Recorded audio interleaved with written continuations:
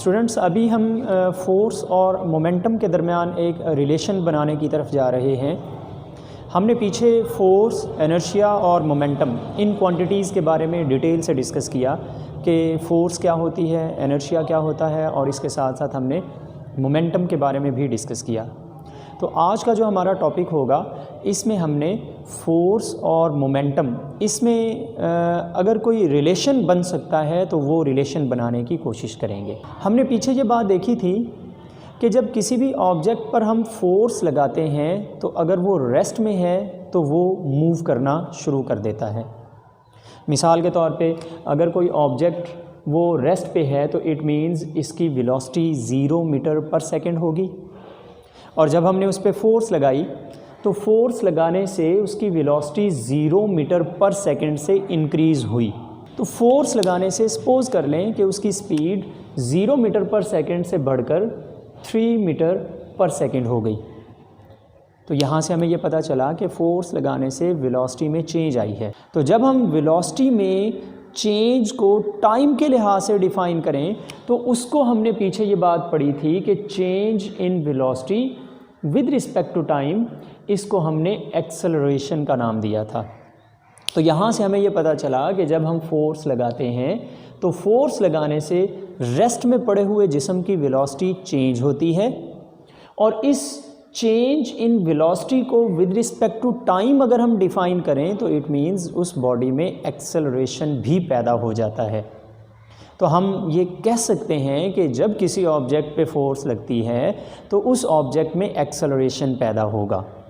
और यही बात न्यूटन का दूसरा कानून भी कहता है कि जब किसी ऑब्जेक्ट पर फोर्स लगाई जाती है तो उसमें एक्सेलरेशन पैदा होगा, and this acceleration will be in the direction of applied force.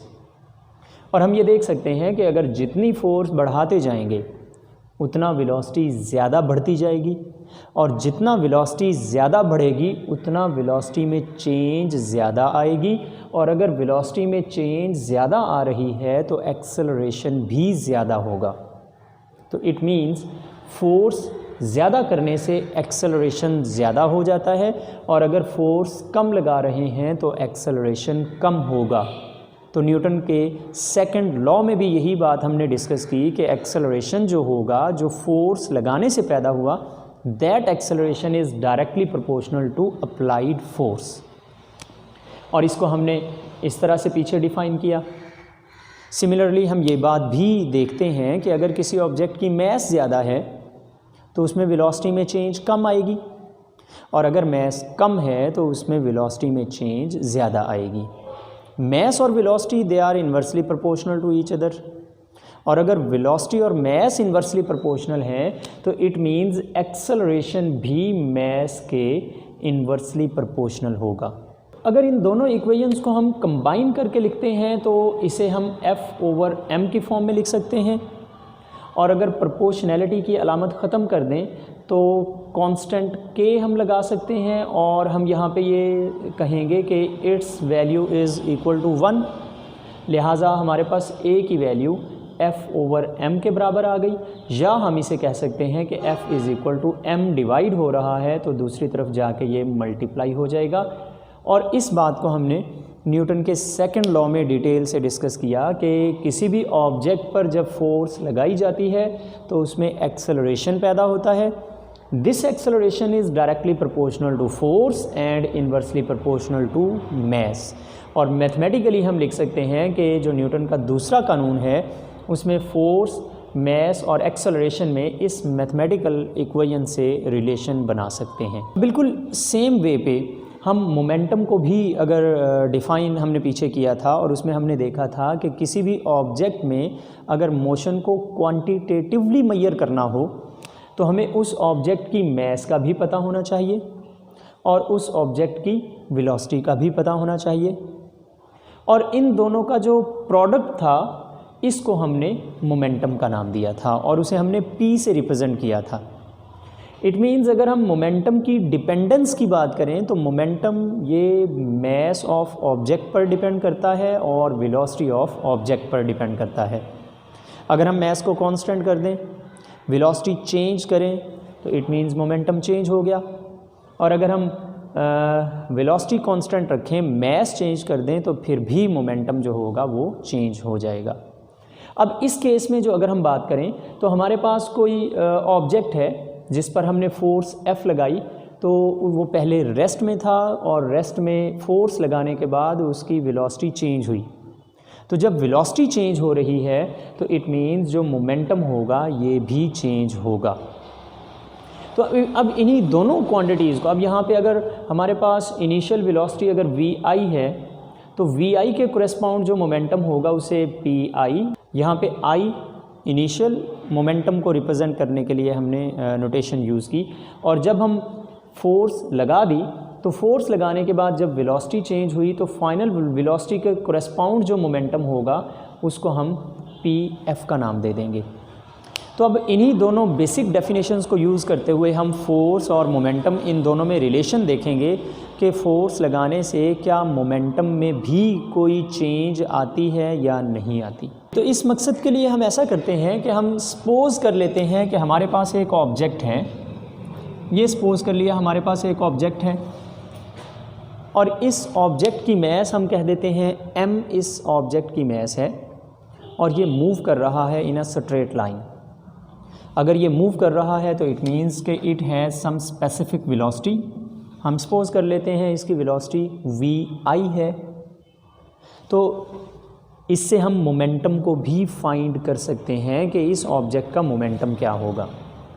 तो मोमेंटम हमें पता है कि it is product of mass and velocity.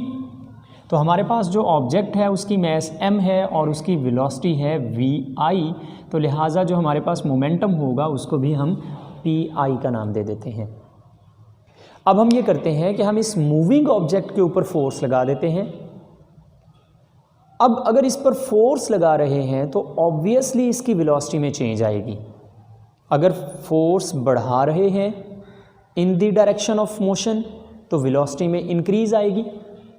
और हम यही सपोज करते हैं कि we apply a force on this object in the direction of its motion, तो उससे क्या होगा कि इसकी वेलोसिटी बढ़ जाएगी और इसकी वेलोसिटी सपोज कर लें बढ़ के यहाँ पे जब हम पहुँचे तो इसकी वेलोसिटी क्या हो चुकी है, vf हो चुकी है। ये बात हम पीछे भी पढ़ चुके हैं कि जब हम फोर्स लगाते हैं तो वेलोसिटी में चेंज आती है। तो जब हमने मूविंग ऑब्जेक्ट के ऊपर फोर्स लगाई तो इस मूविंग ऑब्जेक्ट की वेलोसिटी भी चेंज होगी, लेकिन मास पर कोई फ़र्क नहीं पड़ेगा। लिहाजा इसकी जो फाइनल मोमेंटम बनेगा उसको हम कहेंगे ये हमारे पास है mvf। अब हम सपोज़ करते हैं मास अगर हमारे पास है 3 किलोग्राम और वेलोसिटी हमारे पास शुरू में थी 0, तो उस सूरत में mvi ये भी हमारे पास 0 होगा।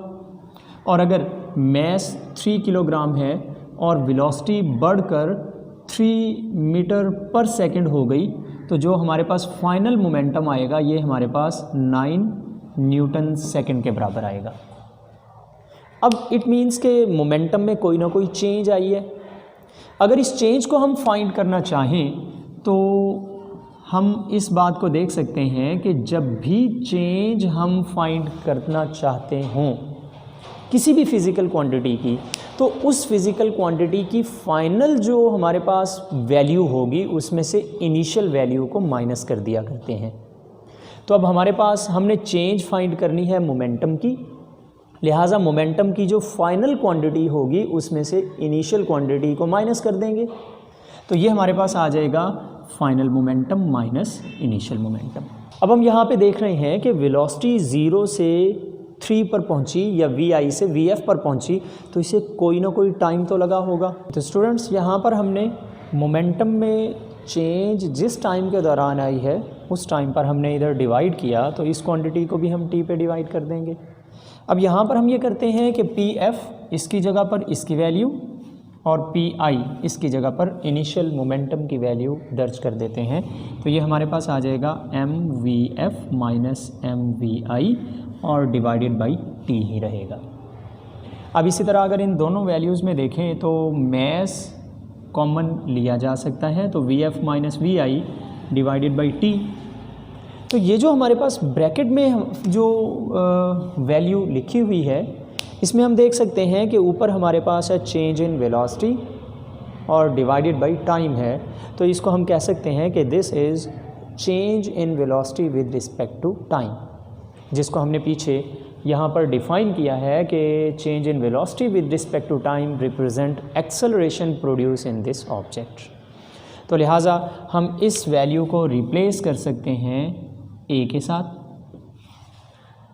तो अब ये जो हमारे पास क्वांटिटी आई है m इंटू ए, इसको भी हमने पीछे डिफ़ाइन किया है कि according to Newton second law जो फोर्स हमारे पास है that will be equal to M A. अब अगर हम इस एम ए को न्यूटन सेकंड लॉ के मुताबिक F से रिप्लेस कर लें तो हम इसे लिख सकते हैं कि change in momentum per unit time is equal to this force. और बेसिकली ये वही फोर्स है जो हम शुरू में इस m मैस पर अप्लाई करके इसकी वेलोसिटी को vi से vf में चेंज कर रहे हैं। तो यहाँ से हम आसानी से इस रिलेशन को अपने लफ्ज़ों में लिख सकते हैं कि जब भी हम किसी ऑब्जेक्ट के ऊपर फोर्स लगाते हैं तो फोर्स लगाने से उस ऑब्जेक्ट में मोमेंटम में चेंज आती है, और this change in momentum with respect to time that will be equal to this applied force. Mathematically लिख सकते हैं कि force F is equal to mvf minus mvi over t, या हम कह सकते हैं कि change in momentum with respect to time t is equal to applied force। तो इस तरह हमने मोमेंटम और फोर्स इन दोनों में एक रिलेशन कायम कर लिया कि जब किसी ऑब्जेक्ट पर फोर्स लगाई जाएगी तो ये फोर्स बेसिकली उस ऑब्जेक्ट के मोमेंटम में टाइम के लिहाज से चेंज प्रोड्यूस कर देगी।